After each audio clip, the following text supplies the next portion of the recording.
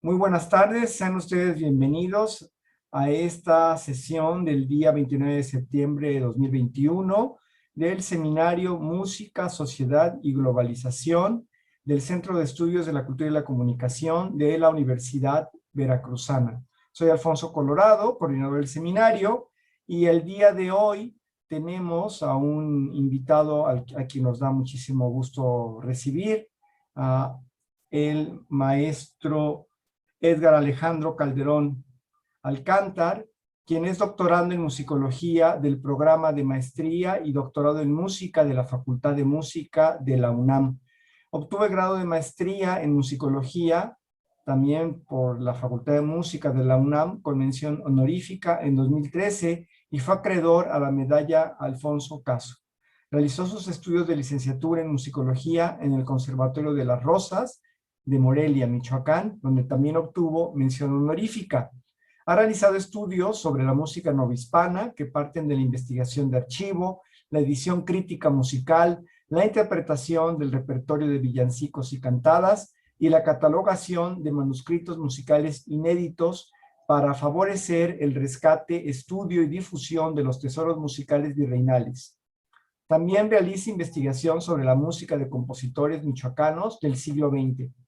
Ha participado en numerosos congresos y reuniones académicas de musicología nacionales e internacionales, entre los que destacan los organizados por RISM y la Sociedad Alemana de Musicología en 2016 y 2019.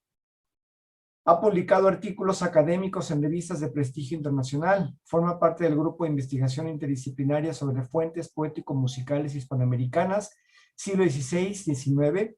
Es integrante del comité organizador del Congreso Internacional Celebración y Sonoridad y del coloquio Miguel Bernal Jiménez, y ha conformado diferentes comités científicos en congresos y simposia especializados. Es coordinador junto a Anastasia Krutitskaya de los libros Celebración y Sonoridad en las Catedrales Novohispanas, UNAM 2017, y Repertorio de Villancicos y Cantadas de la Arquidiócesis de Antequera, Oaxaca, Cajas 49 y 50, UNAM 2018. Ha sido profesor invitado e interino de universidades como la UNAM, la Universidad Michoacana, la Universidad de Guanajuato, etc. Fue catedrático titular y coordinador de licenciatura en musicología, así como de materias teórico-musicales del Conservatorio de las Rosas, donde fue integrante de la comisión de titulación, comisión de becas del Colegio de Maestros, curador de la actualización de planes de estudio y asesor de numerosos trabajos de titulación. Así que bienvenido, maestro Edgar Alejandro Calderón, y comento antes de iniciar la sesión que el texto que se va a comentar el día de hoy está tomado de este libro de gran formato, publicado por la Escuela Nacional de Estudios Superiores, Unidad Morelia, de la UNAM. Es una publicación de la UNAM de 2017, y justamente ese libro que se mencionaba hace un momento en la semblanza, Celebración y Sonoridad en las Catedrales Novohispanas, coordinados por Edgar Alejandro Calderón y Anastasia Krutitskaya, donde escribe gente como José López Calo, Aurelio Tello, hay una entrevista a Margaret Friend. En fin, es un volumen verdaderamente espléndido. Y en el texto que leímos para la sesión de hoy es una separata de este volumen de casi 300 páginas, e insisto, de gran formato, porque da gusto leer algo tan bien impreso, tan bien hecho, donde las partituras y las reproducciones en general pueden notarse con claridad y con detalle. Les recuerdo, antes de pasarle el turno a nuestro invitado, cómo es la dinámica. Les voy a pedir que mientras nuestro ponente expone, cerremos nuestros micrófonos y cámaras para que sea más fluida la comunicación, y una vez que él termine, pasaremos directamente a hacer las preguntas, comentarios y observaciones ya con la cámara abierta. De entrada también quiero dar las gracias de una vez a Alejandra Andrade Ronzón, quien está en la parte técnica, quien diseñó el cartel y que es un pilar de este seminario Música, Sociedad y Globalización. Maestro Calderón, tienes la palabra. Bienvenido y gracias. Hola, buenas tardes a todos. Pues Es un gran gusto estar aquí presente. Les agradezco a ustedes la amabilidad de su presencia. Pues quisiera agradecer de manera especial a la Universidad Veracruzana, al Centro de Estudios de la Cultura y la Comunicación por la realización de este seminario titulado Música, Sociedad y Globalización, y pues de manera muy especial al doctor Alfonso Colorado, coordinador del seminario, por darme este honor de participar en la sesión de hoy. Sobre todo porque pues, es una invitación a hablar de un tema que me apasiona mucho, un tema fascinante que es la música y los músicos que están figurados en un archivo, en una colección, un tesoro de música virreinal que procede de la ciudad de Valladolid, de Michoacán, hoy Morelia, y pues me refiero al Colegio de Santa Rosa, que hoy es el Conservatorio de las Rosas. Bueno, entendí que el seminario que tenemos hoy parte de la lectura del artículo precisamente que tiene que ver con el archivo y la música y los músicos que se refieren a este fondo musical. Entonces, pues yo francamente esperaría los comentarios que ustedes me quieran hacer, pero digamos como a manera introductoria, pues para mí hablar del archivo histórico y musical del Colegio de Santa Rosa de Santa María de Valladolid es remontarme a una época dorada de la cultura novohispana, a una época de gran apogeo de las artes. Yo radico en la ciudad de Morelia y no me canso de admirar la riqueza de su arquitectura, la gran belleza de su catedral, de los palacios, de sus templos, de sus jardines, y que todo esto de alguna manera, el primer contacto que yo tuve con este archivo sucedió aproximadamente en el año 2002, un año después de haberse fundado en el conservatorio la cátedra de musicología. Y yo como estudiante de esa primera generación tuve la fortuna de ser de los primeros que se acercaban a este archivo, de tener contacto con el olor a humedad, a sentir bueno, a través de los guantes y el cubreboca naturalmente, el contacto con los papeles viejos y pues de alguna manera un tanto víctima de la seducción que esto representa, ¿no? La curiosidad, el estímulo a la investigación y bueno, pues en una carrera que se enfoca en la investigación musical, naturalmente lo primero que yo vi en esta colección de papeles fue lo que me llamaba la atención, la manera en la que estaba escrita, la disposición de las partes musicales, el no saber absolutamente nada sobre sus compositores, sobre cómo funcionaban algunos de los géneros. Entonces, poco a poco fue estimulando el contacto con estos papeles, pues la necesidad de conocerlos más, de aprender un poco de la manera de escritura, de la notación, de la paleografía, y al tiempo, pues una de las primeras actividades que hicimos fue hacer noción que estos papeles habían sido descubiertos en 1939 por un músico excepcional, Miguel Bernal Jiménez, que en ese año 1939 tiene la visión de dar a conocer un archivo de música novohispana, tal vez la primera publicación que tenía un enfoque absolutamente musicológico, histórico, social, cultural, que hacía énfasis en dar precisión sobre lo que se contenía. Esa publicación de 1939 incluye un listado, él en ese momento le llamó catálogo, de lo que contenía el archivo, hizo alguna recopilación histórica sobre la fundación del colegio, para quién estaba dirigida esta institución, quiénes fueron los que impulsaron, quiénes fundaron la Escoleta de Música, en fin, y además da algunos análisis ilustrativos de algunas obras que puso en concierto ese mismo año. Entonces, tras la temprana muerte de Bernal Jiménez en 1956, hubo un gran espacio de silencio en torno a la investigación y a las actividades, digamos, a las actividades ordinarias, por decirlo así. Después de la muerte de Bernal hasta el año 2001, prácticamente hubo un silencio en las actividades sobre este archivo, se dejó de investigar, bueno, algunas obras sí se mantuvieron en algunos recitales a cargo de los niños cantores y algunas otras agrupaciones, pero básicamente no se hizo gran cosa después de la muerte de Bernal. Entonces, una de las primeras empresas que realizamos fue reorganizar este archivo, hacer la relación de las obras que había publicado Bernal Jiménez en 1939 y que aún se conservaban, identificar cuáles ya no se conservaban y cuáles estaban en físico, pero no habían sido referenciadas. Entonces fue un primer estado de la cuestión.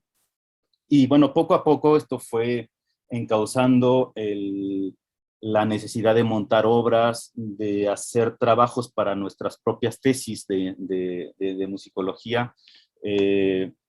Varios de mis compañeros hicieron investigación en este archivo. Yo también hice lo propio en licenciatura, después en maestría, y este tema me sigue ocupando para la tesis del doctorado, que en este caso se refiere a la edición, crítica y estudio de los villancicos que se conservan en este fondo musical. Entonces ese es como un primer eslabón de lo que puede representar tener contacto con una colección de tesoros musicales de esta naturaleza. Como músico vi eso, ¿no? La necesidad de conocer cómo funciona, de escuchar esa música, de investigar sobre sus compositores, de codificar cómo funcionan los géneros musicales, su estructura musical, de hacer transcripción, edición, de poner en concierto para dar a conocer esta música.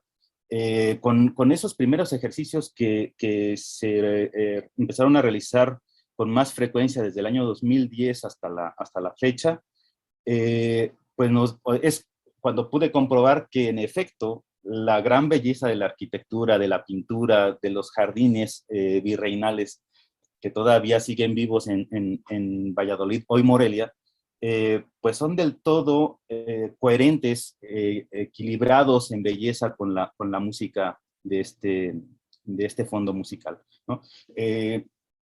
Otra manera de ver es el pensar en la importancia social y cultural que tenía la música en aquel momento, lo que representaba para los músicos, para la iglesia, para la sociedad, para las propias colegialas.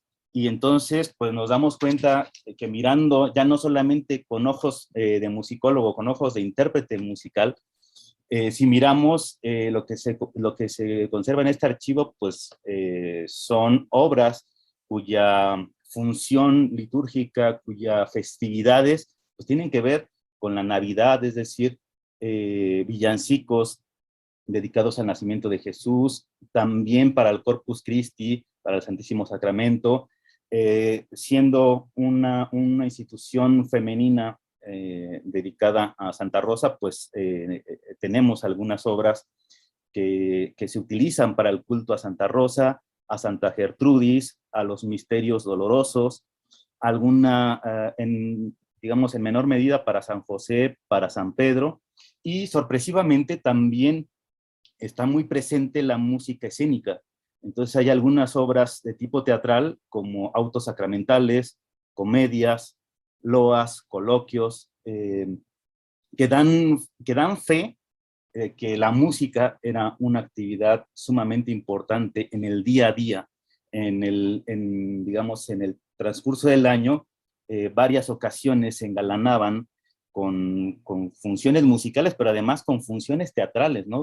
Donde se compaginaban varias artes con una misma finalidad. También me llama la atención la perspectiva histórica. ¿Qué ha pasado con los compositores que estuvieron activos en el siglo XVIII y cuyas obras, cuya actividad forma parte de esta colección hoy en día?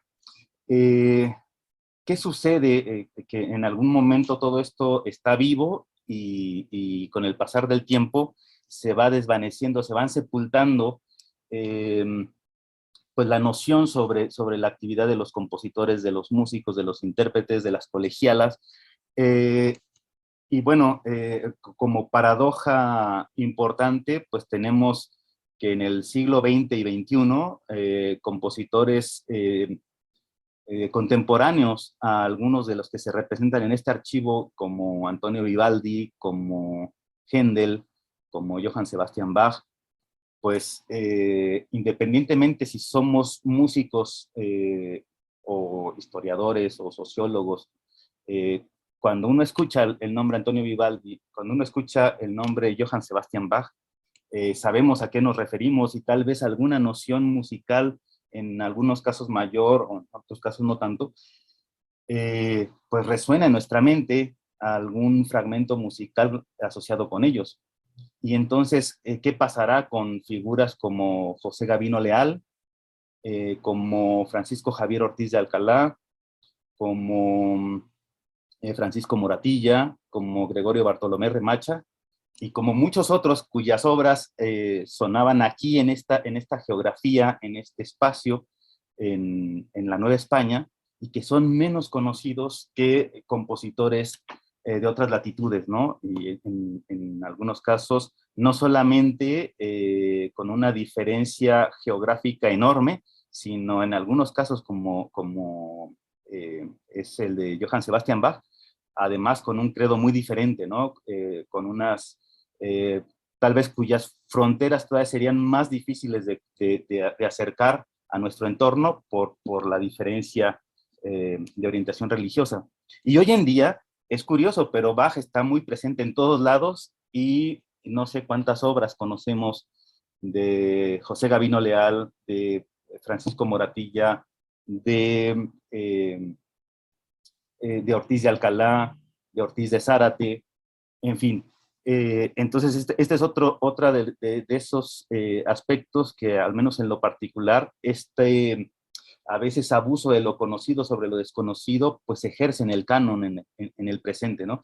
Y en ese ánimo, pues sí, no, cada vez nos convencemos más que la investigación hace falta, que el rescate de nuestro patrimonio, de nuestros repertorios musicales, documentales antiguos, pues es necesario sacarlos a la luz, es necesario ponerlos en el ámbito histórico, pero con una acción verbal importante, ¿no? Que ejerza un proceso de comunicación eficiente para que estos músicos y sus obras se desempolven de una manera más definitiva, ¿no?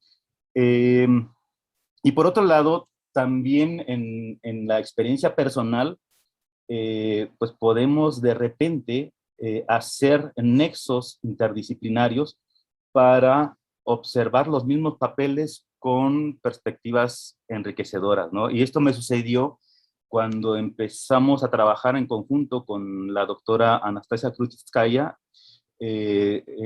sobre, bueno, este es el segundo archivo en el que estamos trabajando en conjunto, y ella desde una perspectiva filológica y, bueno, en el caso personal desde un punto musicológico, pero es necesario hacer esos puentes, es muy favorable de repente experimentar las diferencias de de visión sobre un mismo objeto y que a la postre nos dan sorpresas, ¿no? Nos dan oportunidades de ver más allá de lo que con una sola perspectiva de estudio puedes ver.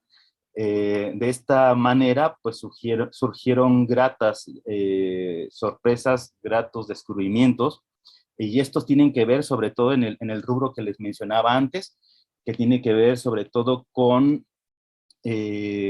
las obras teatrales, porque a través de la investigación filológica, pues se determinó la autoría no musical, porque en las fuentes musicales en muchas obras de este archivo están anónimas, pero haciendo la búsqueda de concordancias literarias, pues resulta que tenemos obras de pues, grandes figuras del siglo de oro español, como Pedro Calderón de la Barca, como José de Cañizares, entre otros literatos importantes, y también así, a través de la búsqueda de concordancias literarias, pues se ha logrado identificar obras que acá están anónimas, pero en otros archivos españoles tienen nombre de autor, ¿no? Y es el caso, por ejemplo, de una obra, una cantata que está conservada en el archivo del Escorial, atribuida a José de San Juan, y acá la tenemos exactamente igual, pero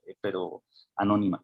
Entonces, la noción de hacer, de formar equipos con un enfoque interdisciplinario en este ámbito de la investigación documental, resulta sumamente favorable. Y no obstante, ahorita no he tocado el asunto de la música y los músicos en concreto, porque, bueno, de alguna manera esto está contenido en el artículo, pero sí también reconocer que en una primera mirada a este archivo, pues las obras que tienen nombre de compositor fueron las más atractivas para nuestro primer encuentro, para nuestro acercamiento espontáneo hacia estas fuentes. De tal manera que, aunque para mí era un compositor absolutamente desconocido el nombre y figura de Gregorio Bartolomé Remacha, pues me impulsó a hacer mi tesis de licenciatura sobre este músico. ¿Por qué? Pues porque al menos 6 villancicos estaban atribuidos a él, ¿no?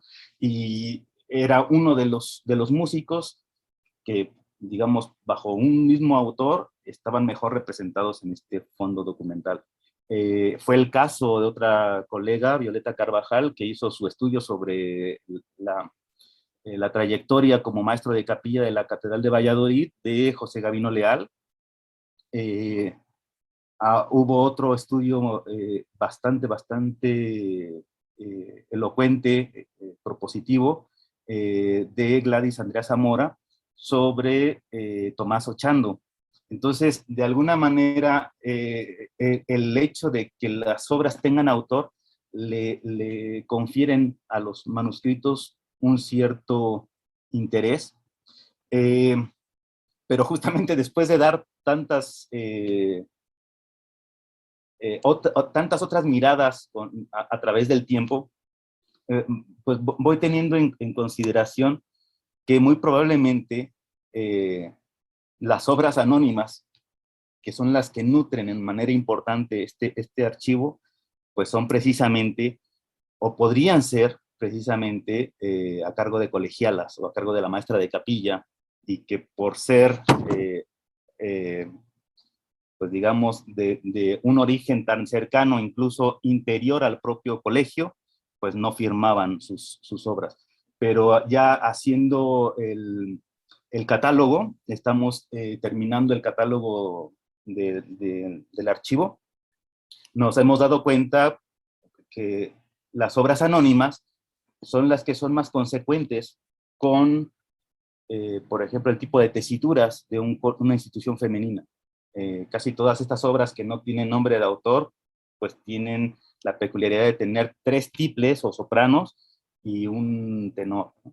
mientras que las obras que tienen nombre de autor, muchas veces, si estos autores eran, por ejemplo, peninsulares, pues en realidad su dotación es más acorde a una capilla catedralicia que a una institución femenina. Entonces puede ser que esas obras llegaron a este archivo de una manera no, digamos, como no una primera intención, sino de una manera colateral, como otro tipo de consecuencias. Y bueno, esto también se ha modificado, este tipo de visiones a lo largo de los años del contacto con estos papeles. Y bueno, hoy en día incluso la primera propuesta de Villancicos a editar para mi tesis doctoral era como el 90% de obras que tenían nombre de autor. Después de hacer una revisión más minuciosa, más detallada sobre el corpus completo del archivo, me doy cuenta que tal vez lo que vale más la pena considerar no es tanto las obras que vienen con nombre de autor, al menos para tener una noción de lo que realmente era significativo, útil, eh, presente en los ritos y festividades a lo largo del año litúrgico. No sé, Alfonso, si vamos bien de tiempo. Yo te pediría, Eder, que pasáramos a los ejemplos musicales y ya directamente y después ya las preguntas y Ok, comentarios. bueno, en cuanto a ejemplos musicales, esto también es interesante. Voy a comenzar...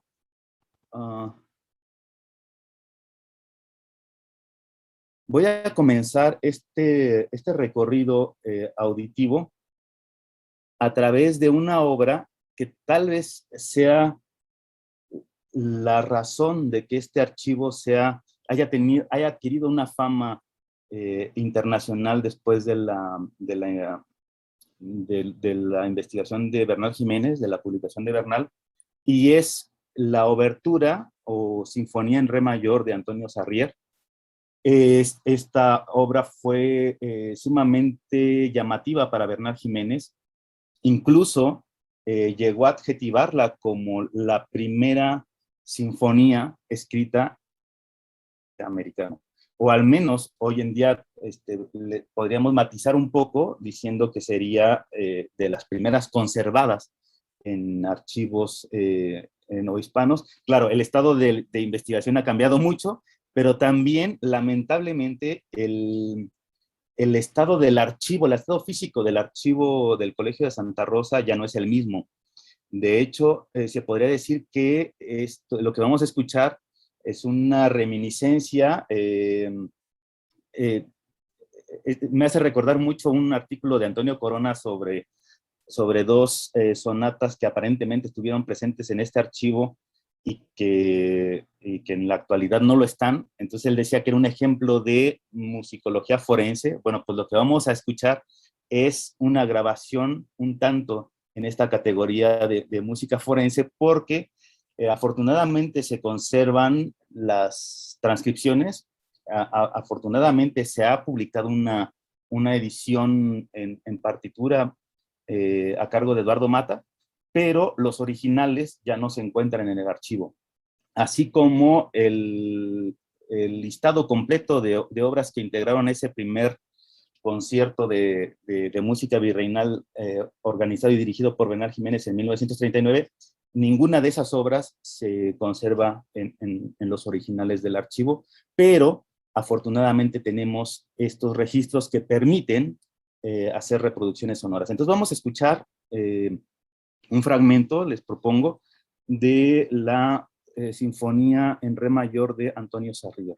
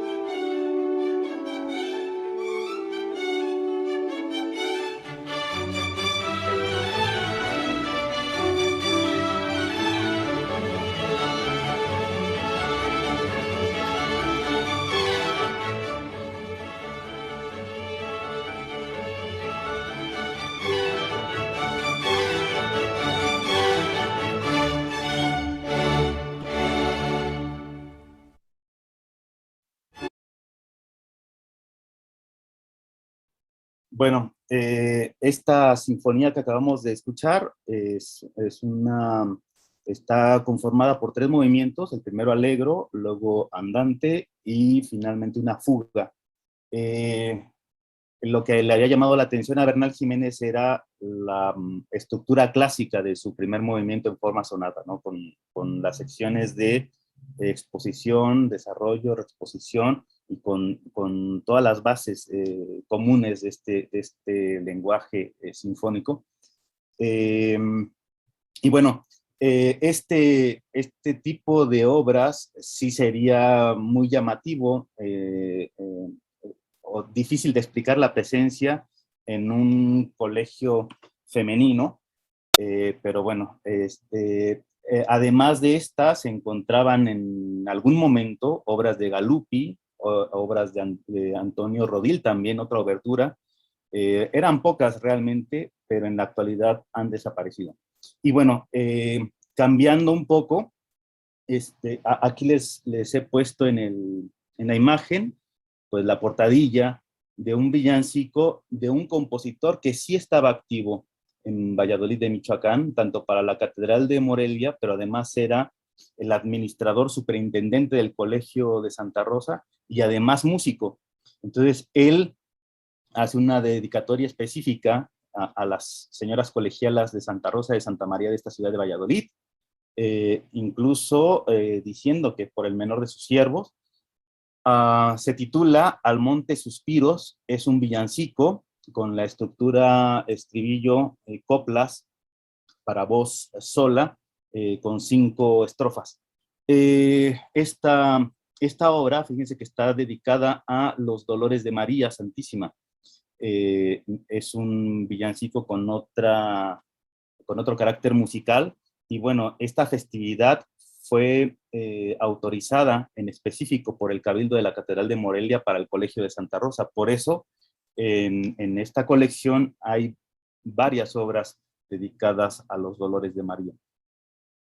Su dotación es para 2 tiples, alto, es decir, ahí tenemos 3 voces blancas y tenor, más el acompañamiento instrumental. Incluso también como caso curioso, viene consignado el nombre de un par de intérpretes, doña María Guadalupe Mirón y Juana de Dios, sería Juana de Dios de Castro, que está también representada en otras obras, esto en la particella del tiple primero. Entonces, les invito a escuchar un fragmento de este villancico en la siguiente diapositiva.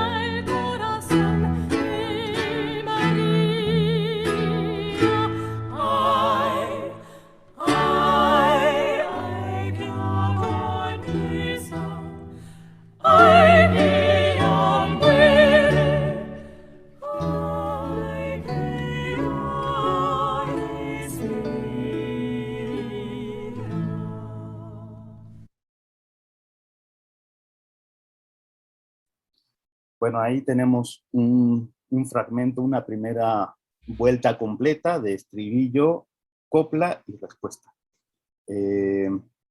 Bueno, esto es apenas un acercamiento inicial a lo que se conserva en el archivo, pero quisiera consultar con Alfonso cómo vamos de tiempo, si pasamos a la Sí, sección de...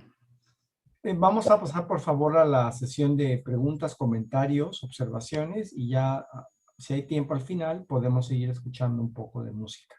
Claro, tenemos otras obras, ¿eh? Sí, muy bien, gracias.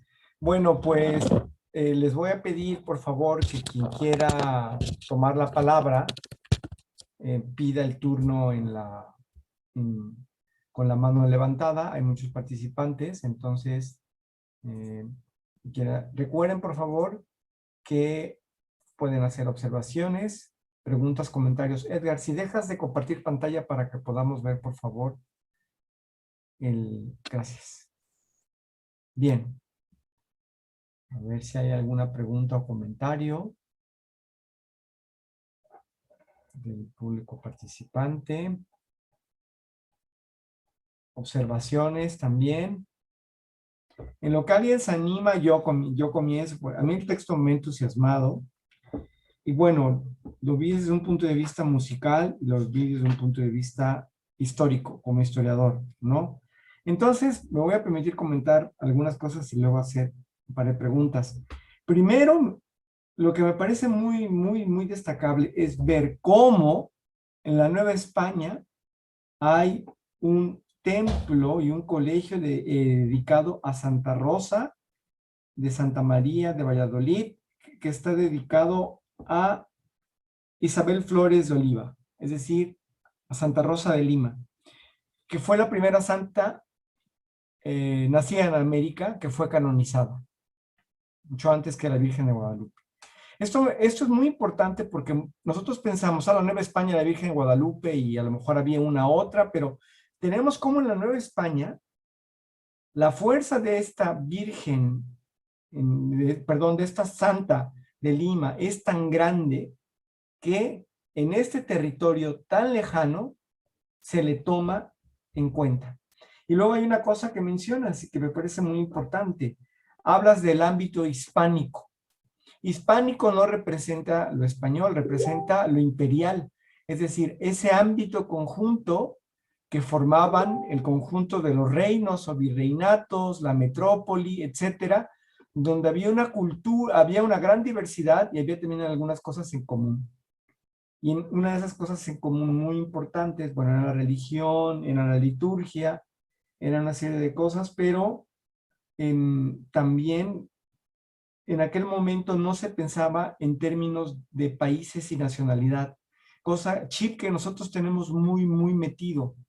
Y realmente aquel mundo era nacional. Lo que había era patria, como un sentimiento emotivo del lugar pequeño donde se nacía. Y este texto me hizo recordar textos estrictamente políticos que insisten una y otra vez en la importancia de entender ese mundo como no nacional para poder entenderlo. Bueno, eso por un lado. Por el otro, otra cosa, este seminario se llama Música, Sociedad y Globalización. Y podemos pensar que la globalización es algo muy reciente, que tiene que ver con las computadoras, con las últimas décadas, pero los historiadores comentan que en realidad ya ha habido varias globalizaciones y que hubo una globalización temprana, más o menos entre el siglo XV y 16, principios, la primera mitad del 17. Este texto apoya de manera muy clara lo que estos historiadores mencionan. Porque aquí tenemos un orbe internacional presente en Valladolid, hoy Morelia. Y cómo compartían un lenguaje, todo un sustrato político, la importancia de la iglesia. Nosotros también tenemos metida la idea de religión e iglesia como una creencia personal, ¿no? Como un rito dominical, etcétera, pero en aquel momento su poder, su influencia era inmensa, articulaba la vida cotidiana, articulaba la sociedad. No había en muchos aspectos apenas división entre iglesia y Estado. Y entonces podemos ver cómo esa globalización es una realidad aquí. Luego, otra cosa que me gustó mucho de tu texto, que me parece muy importante, es sí, se están estudiando obras de siglos pasados, estamos hablando de todo esto, pero se habla del legendario y famosísimo concierto de 1939. Y esto me parece muy importante porque aunque esta obra se centra sobre todo en los compositores y sus obras de este archivo, el texto también muestra cómo la música es un circuito. Los compositores, quiénes las tocaban. Los compositores escribieron obras para tesituras específicas, para el grupo específico que tenían, y por otro lado también quienes las investigan, las catalogan, los archivos, y también quienes las tocan. Este concierto, por ejemplo, es muy importante porque en la década en la cual se crean las mayores obras del nacionalismo revolucionario, alguien dice, hey, hay música novohispana, hay arquitectura novohispana, fueron 3 siglos de virreinatos y eso también cuenta, lo cual era una toma de postura política, porque luego se quiere separar la música como un ente etéreo que no tiene nada que ver con la política, pero como actividad humana está directamente centrada con la política y esto se nota de muchas maneras. Bueno, entonces quería felicitarte por el trabajo y por tan detallado, es una narración policíaca lo que comentas sobre cómo se fue estudiando, investigando, lo que desapareció, lo que se transcribió mal. Mi colega historiadora que hace una transcripción moderna, pero hay una serie de ratas, y ahí podemos ver cómo un historiador o un antropólogo se puede acercar a estas cosas, pero hace falta cierta formación específica, muy, muy técnica, muy especializada. La pregunta que yo tengo es que no sé si leí mal, pero se habla en la conclusión de las maestras de capilla. Entonces no solo hubo maestros de capilla, hubo maestras de capilla también. Te voy a pedir que nos hables de eso, en primer lugar. En segundo lugar, también te voy a pedir, por favor, que nos hables de manera muy general de algunas grabaciones de las obras de este archivo. Por ejemplo, la Sinfonía de Sarrier tiene una relación muy estrecha con la Orquesta Sinfónica de Jalapa, porque si mal no recuerdo, es esta orquesta la que la estrena en el Palacio de Bellas Artes, con Limantura al frente. Y también, si mal no, bueno, de eso, la Sinfónica de Jalapa la graba a principios de la década de los 80 con Luis Herrera de la Fuente al frente, Es esta. ¿no? Entonces, bueno, si nos puedes hablar de otras grabaciones que estén disponibles, porque al final, bueno, el público en general, entre el que me incluyo, por supuesto, pues lo que oímos son discos, y entonces si hay grabaciones, bueno, pues esto para empezar, Ok. y bueno, no sé si alguien más quiera hablar y juntamos las preguntas, o respondes y vemos si alguien más se anima. ¿Respondo ahora o Por si...? favor, sí. ¿Sí? Bueno, o sea, yo quisiera ir comentando lo que fuiste señalando. Si mal no recuerdo, se había canonizado a Santa Rosa en el siglo XVII. O sea, habían pasado tal vez entre cerca de 60 años para que Pablo Matos Coronado diga, no, pues este colegio va a Santa Rosa.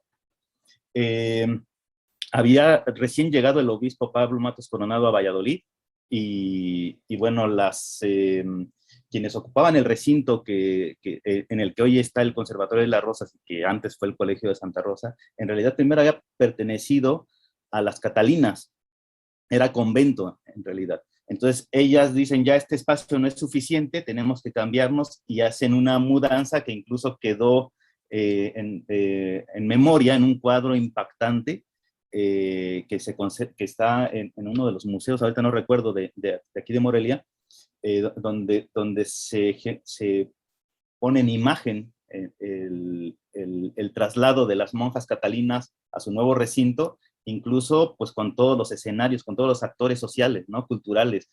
Hay músicos, están las monjas, etcétera, etcétera. Y entonces queda ese edificio vacante y ahí decide fundar el Colegio de Santa Rosa con la intención de albergar doncellas huérfanas.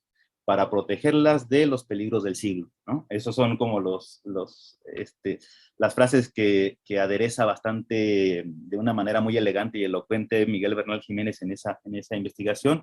Y luego sí, o sea, finalmente sí hay un ejercicio de globalización hispánica, porque muchos de los personajes presentes en Villancicos se trasladan desde la península hacia las diferentes latitudes americanas, y nos unen de alguna manera. El villancico sí no es únicamente español, sino es panhispánico. Es un fenómeno sumamente interesante, y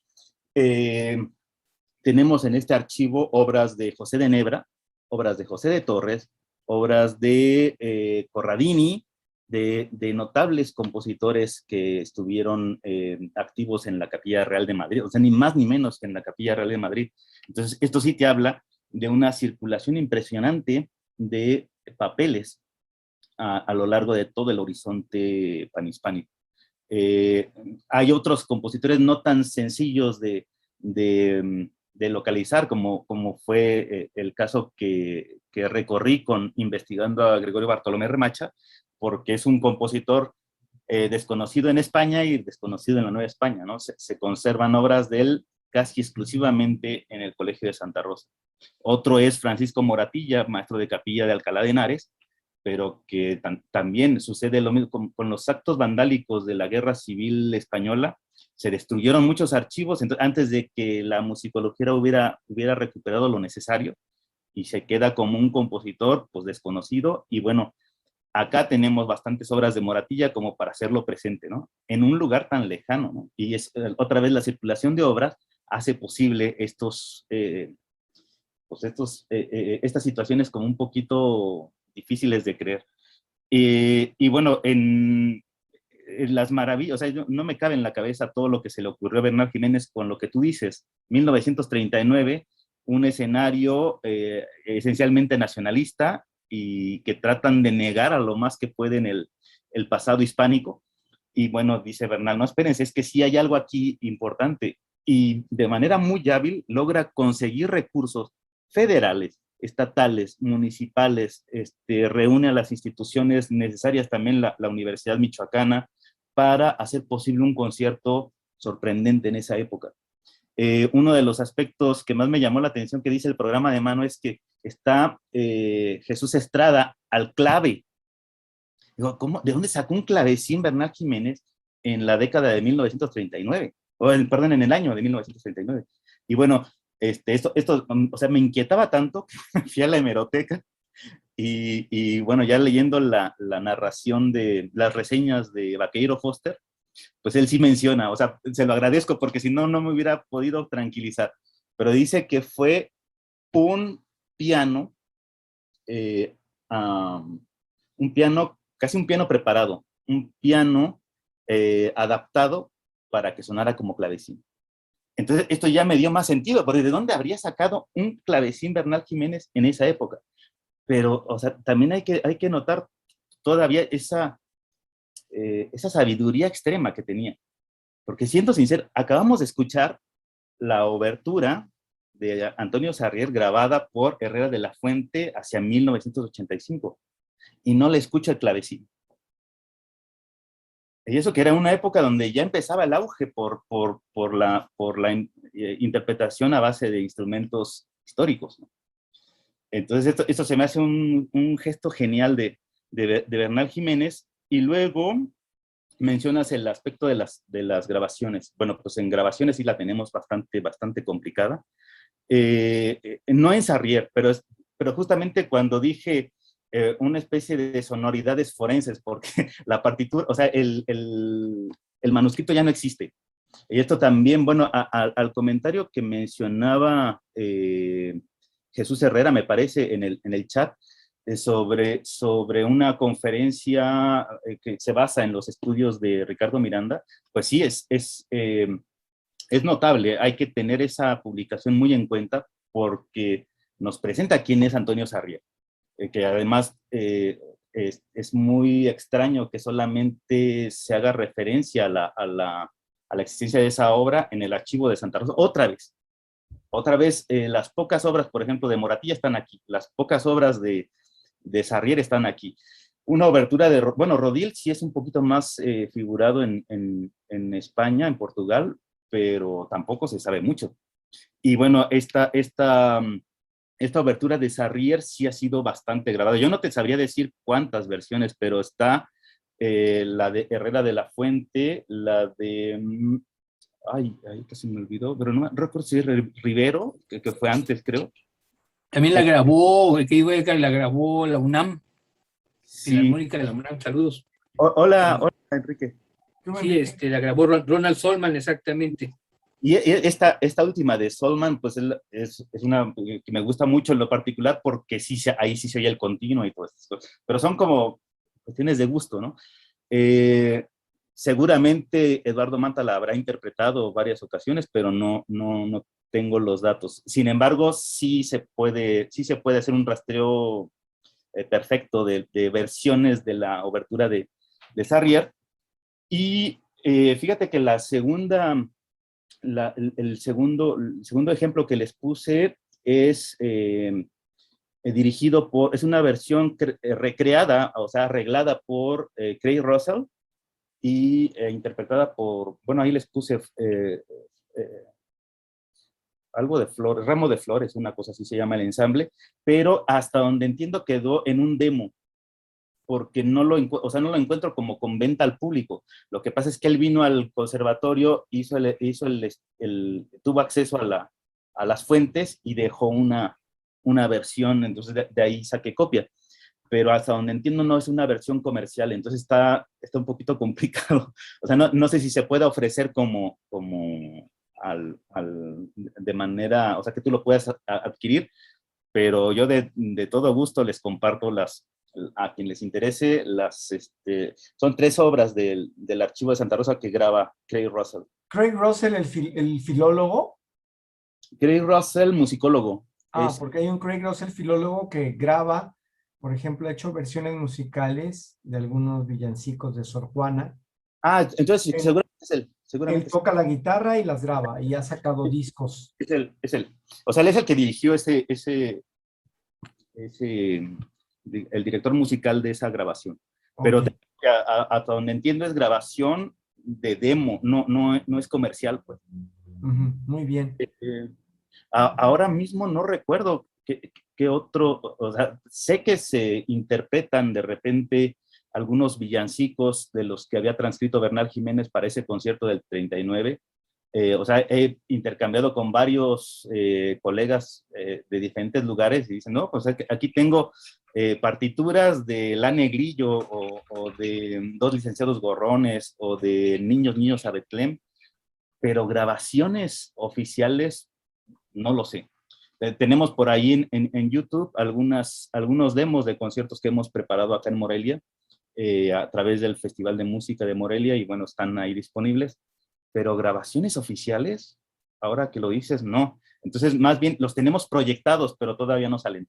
Ok, gracias. Bueno, tienen la palabra Jesús Herrera y Enrique Salmerón en ese orden y luego Edgar, por favor, nos respondes. Sí. Bueno, pues primero que nada, muchas gracias. Felicidades, Edgar. Pues es mucho trabajo. Qué padre. Tengo varias preguntas, comentarios. Hay muchas cosas que me mueven. La primera creo que es la casi obvia, que creo que te tendrías que estar esperando, y es, ¿se tiene alguna idea de dónde están las cosas de Sarrier y de Rodil que nos preguntamos? Bueno, ya les mencionaba aquí la conferencia, está bien padre la conferencia de Zambrano, se las recomiendo. Bueno, en fin, eso. A quien no la conozca, es una obra maravillosa, la verdad. Luego, algo un poco más como agua para mi molino, si hay música, yo no he tenido oportunidad de consultar nunca el archivo de Las Rosas, y bueno, sí leí algunas veces algunas cosas, y yo sobre todo, bueno, he visto más música para tecla, me interesa la música para guitarra también, y he estado en otras cosas, pero era una pregunta muy concreta si hay música para tecla o para guitarra en el archivo. Después quería hacer otra pregunta, es como una pregunta más amplia y con algún comentario también. Bueno, la primera es si el archivo está abierto a consulta libre, si el archivo está digitalizado, si se puede consultar ahorita, o hasta dónde está digitalizado, o hasta dónde hay esos proyectos.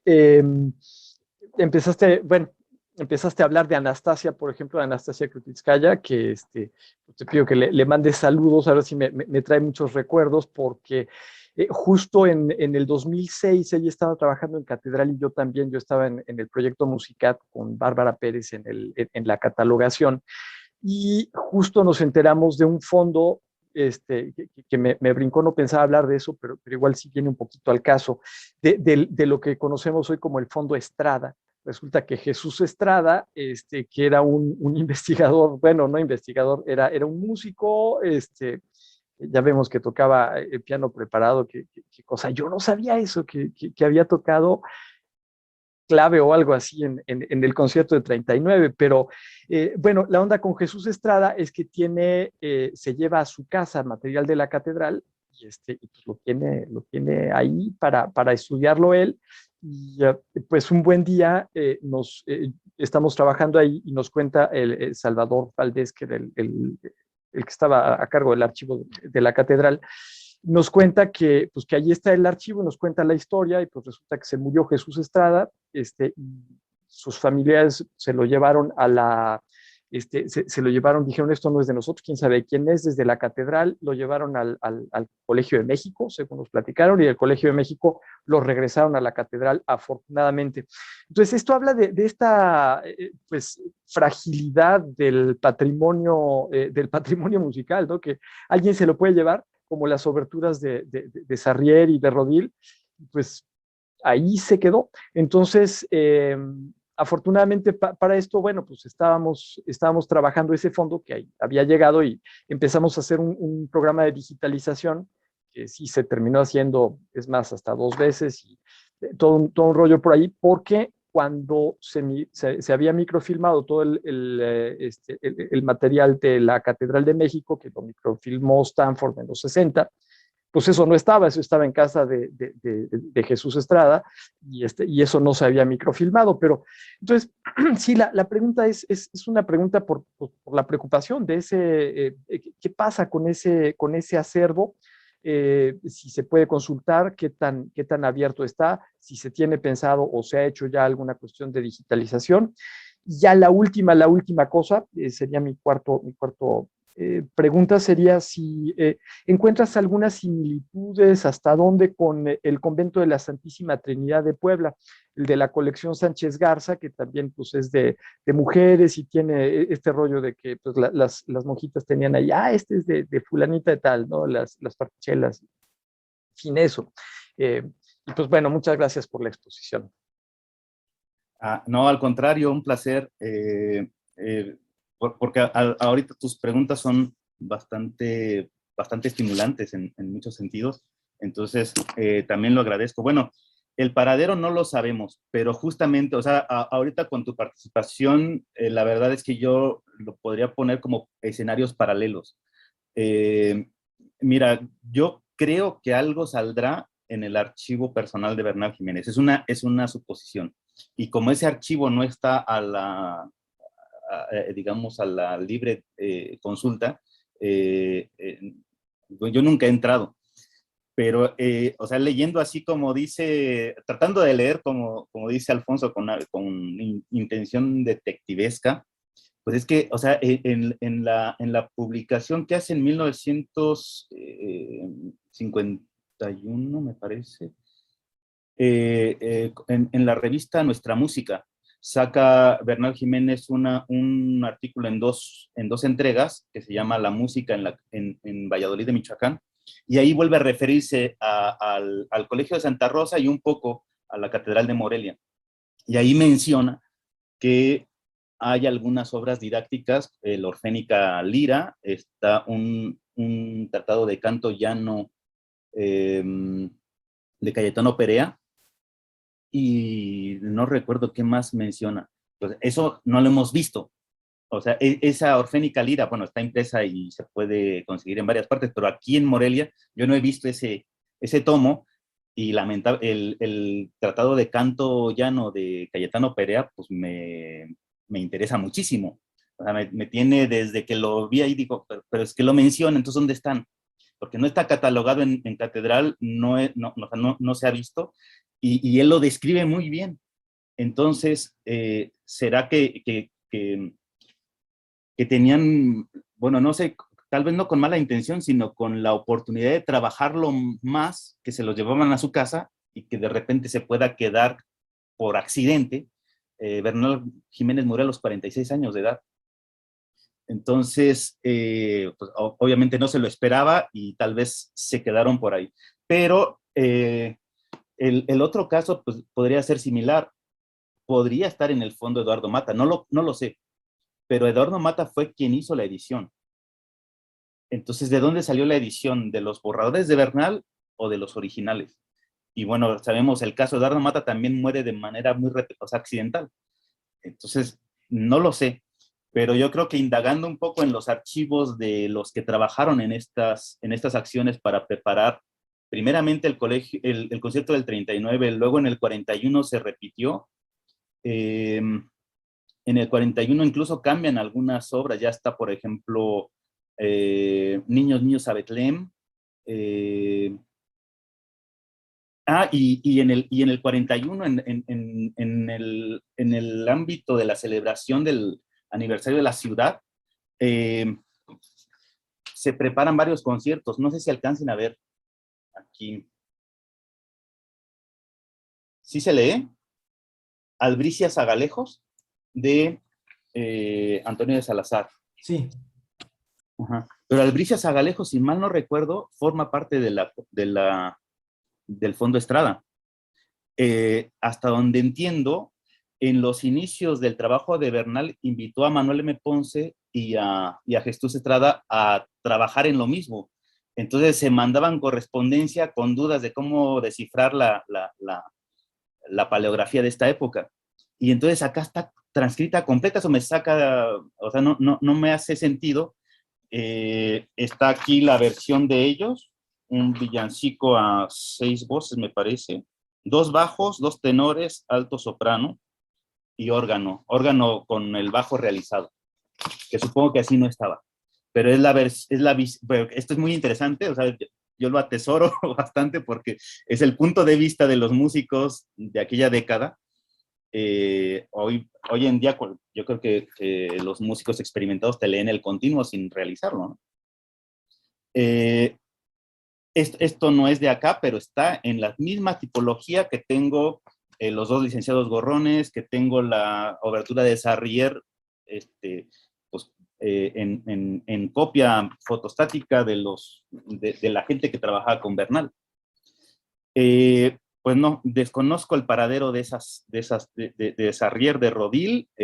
Alguna vez en una charla muy amena con Enrique Salmerón me decía que se presentó una tesis en la Universidad de Veracruzana con este tema pero todavía no he dado con la tesis y naturalmente con la edición, pero tal vez tenga la misma suerte. Nosotros el noviembre de 2019 recreamos a lo más que pudimos el concierto del 39 en base a estas versiones controladas por Bernal Jiménez.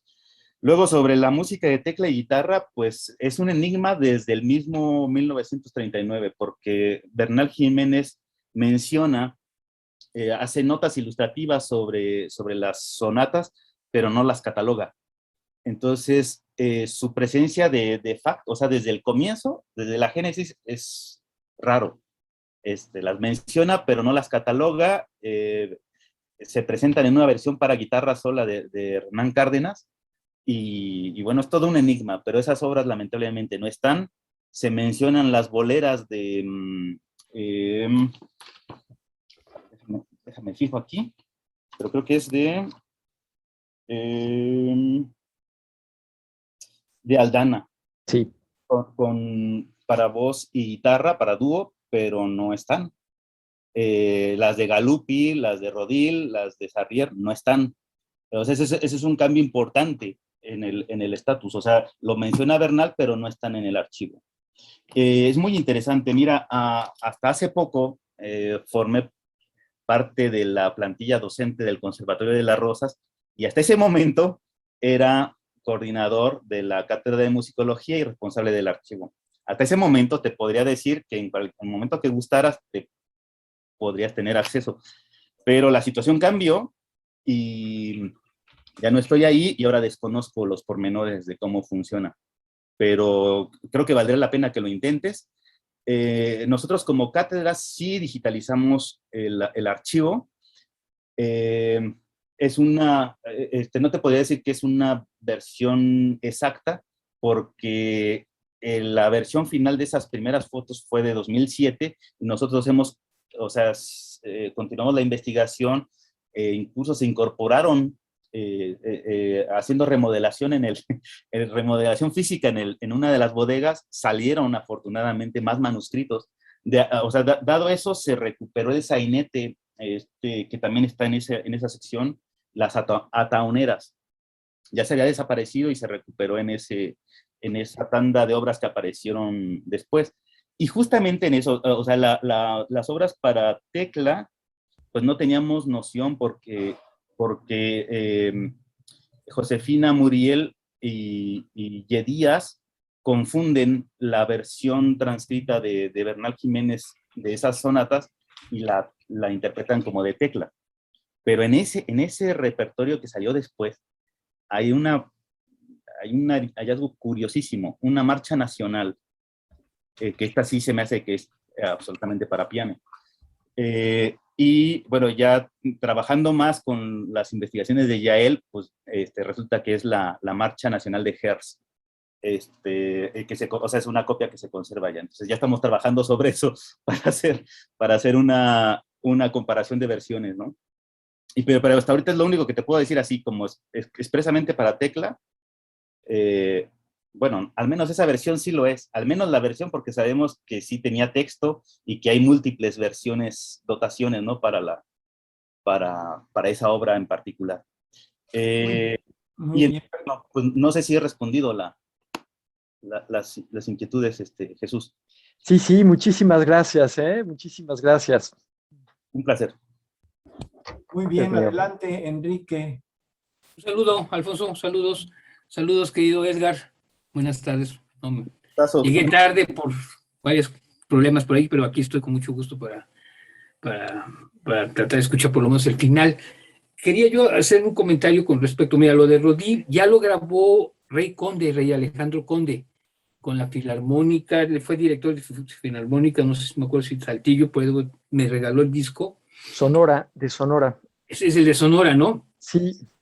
Sí, exactamente, y hay una grabación, pero creo que no es toda en YouTube, y sí, efectivamente está en el disco que sacó Rey. Rey Conde, sí, inclusive tiene un pequeño ensayo, si mal no recuerdo, no se tituló con esa obra, ¿verdad, Jesús? No, creo que fue otra cosa. No me acuerdo, ahí sí no sé. Creo que fue otra cosa, pero sí hizo un trabajo exhaustivo con Rodil, y pues de algún lado debió haber sacado la partitura, ¿no? Y lo otro te iba a comentar, ¿Mané? ¿Me puedes repetir el nombre para tomar? Y no sé si en algún momento pudieran compartirme el enlace de YouTube, al menos para... Sí, ahorita lo pongo en el chat. Gracias. Deja ver si puedo digitalizar mandártelo por correo, lo de Rodil, con él, porque sí como dice Jesús, sí lo tiene integrado en ese CD. Eso sería genial. Sí, ahí está, por lo menos el segundo movimiento, lo acabo de poner en el chat. Gracias. Y lo otro, hay una presencia de gente de Morelia en una temporada de conciertos que hizo Sinfónica de Jalapa, 1951. Una de las características que está en la memoria colectiva de la Sinfónica, de sus músicos, aun cuando los de ahora no les tocó verlo, pero era el orgullo de que en esa temporada se presentó Hermann Scherchen y Fritz Reiner. Por esa situación, por esos dos directores, esa temporada tiene mucho renombre en la memoria histórica de la Sinfónica. Uno de los solistas está allí, Pierre Fournier, tocando Dvorak. Pero a lo que me refiero, que dentro de esa temporada de conciertos del Palacio en 1951, cantan la misa de Requiem dirigida por Picuti y los niños cantores de Morelia, ¿sí? Otra obra que se toca es Las tres cartas de México de Bernal Jiménez, donde menciona el programa de mano que es con la orquestación original de Bernal, no con otra, con una, no, menciona creo que hay algunos instrumentos mestizos o no sé. Y finalmente ahí se señala un concierto, viene en uno de los programas, la Sinfonía de Sarrier, 1951, dirigida por Limantur. Hay otras obras mexicanas, como la Sinfonía de Hernández Moncada, si mal no recuerdo, y algo de Julián Carrillo, pero la de Sarrier aparece allí y aparece como estreno en México. Las notas de los programas de todos los programas los realizó Otto Mayer Serra, y hace una referencia precisamente de los apuntes de Bernal Jiménez, o sea, los textos donde hace alusión de Sarrier es precisamente sobre lo que publicó años atrás Bernal Jiménez con respecto a eso. Ahí está, supongo que esa colección de programas que conseguí y compré en la Ciudad de México, un lugar de allá, debió pertenecer a Otto Mayer Serra porque vienen anotaciones o borrados y anotaciones a lápiz de los textos de los programas de mano. Entonces, supongo yo que ese libro perteneció a él, y está esa colección, porque en aquella época Otto Mayer fue también gerente de la Sinfónica de Jalapa.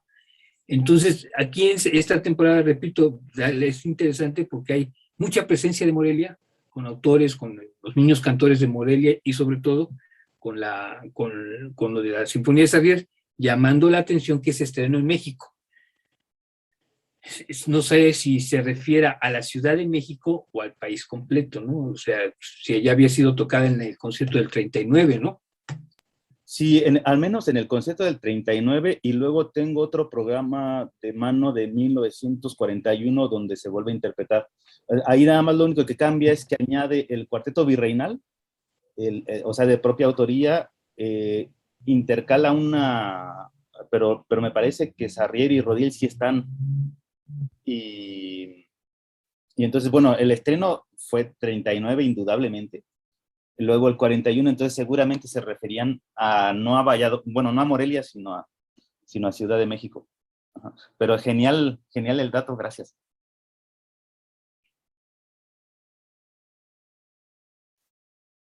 Muy bien. ¿Alguien más tiene alguna pregunta o comentario? Por favor, Paola Gutiérrez, adelante. Muchas gracias. Buenas tardes a todos. Soy Paola Gutiérrez Candia, mezzosoprano, maestra en interpretación de música antigua. Yo lo que quisiera es agradecer y dar la enhorabuena a la universidad y al maestro Edgar Calderón por la sesión. Me parece sumamente valiosa su labor porque, en efecto, es muy poco lo que se sabe de este repertorio, y una de las dificultades a la que nos enfrentamos los intérpretes de música antigua es que un gran porcentaje de estas obras se conservan solo en sus fuentes originales, que muchas veces o están incompletas o con tachaduras ya difíciles de leer por el paso del tiempo, y bueno, además con el agravante de que el acceso a esos papeles de música suele ser complicado para la mayoría de intérpretes, ¿no? He visto que hay música maravillosa. Incluso muchas de las composiciones anónimas pues suelen ser muy interesantes. Es evidente que los compositores se apegaban a las prácticas compositivas de músicos europeos de aquella época, y bueno, que como ya se dijo al inicio, sí que son conocidos de este lado del mundo, ¿no? En la actualidad. Entonces, bueno, no veo por qué no deberíamos de ver los intérpretes también a la música conservada en nuestros archivos, pues prácticamente como un tesoro, ¿no? Sin lugar a dudas es muy importante que se siga adelante con esos trabajos de investigación, transcripción crítica, que la transcripción crítica a los intérpretes nos ayuda muchísimo, la interpretación ya empieza desde ahí. Y luego a veces resulta muy confuso y muy molesto ver algunas ediciones en las que no se sabe si eso sí venía en el original o ya fue algo modificado por el transcriptor, pero bueno, la transcripción crítica y por supuesto la difusión del repertorio. Eso es lo que quería decir. Muchas felicidades, muchas gracias también. Muchísimas gracias, Paula, por estar aquí y por compartirnos esta parte, ¿no? Esta parte de la experiencia de reconstruir, ya la reconstrucción interpretativa, que además con enfoque histórico se vuelve pues, más exquisita y más apreciable, ¿no? Entonces, espero que en un futuro cercano pues, podamos hacer proyectos para hacer sonar el repertorio del Colegio de Santa Rosa, ya de una manera pues también que pueda ser un ejercicio ordinario, ¿no? Estar sacando antologías para que puedan ser grabadas. Y bueno, ya con este comentario de Paola, pues me regreso a algo que había dejado pendiente, creo que me lo había notado y olvidé comentarlo del propio Alfonso sobre las maestras de capilla. Bueno, en el caso del Colegio de Santa Rosa sí hay, o sea, hay rectora, vicerrectora, maestra de capilla, e incluso tengo ahora la duda así de memoria si había incluso vicemaestra de capilla. Entonces, en muchos momentos de la documentación se refieren a Juana de Castro como maestra de capilla. Y sí, ella está muy presente en las partichelas.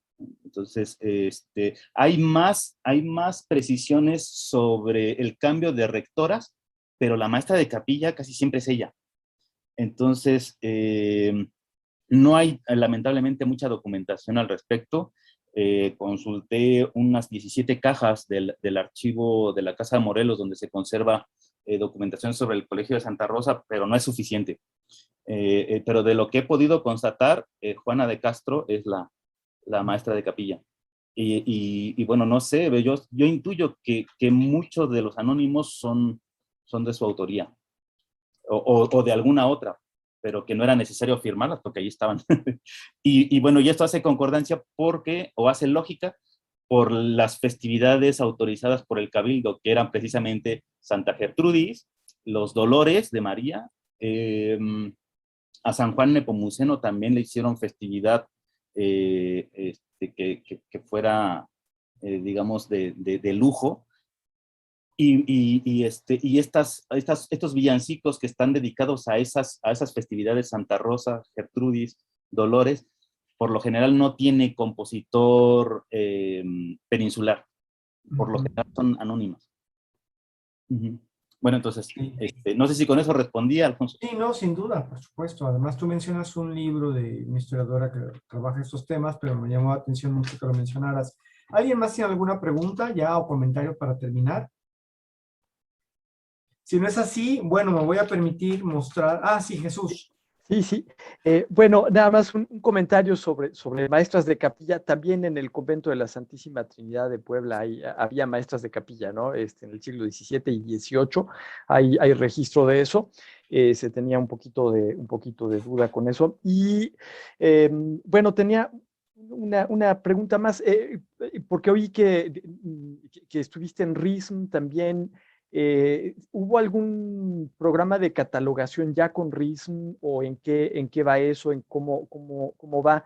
Nosotros en la UV estamos ahorita, bueno, estamos un poquito parados, pero ya estamos caminando otra vez hacia la catalogación en RISM de ciertos archivos, pero sí me gustaría saber si se ha trabajado en ese sentido, ¿no? Porque creo que un catálogo global como es RISM permite hacer pues concordancias, le da visibilidad, hace grandes cosas, ¿no? Entonces, en fin, no sé, ¿qué nos podrías decir de eso?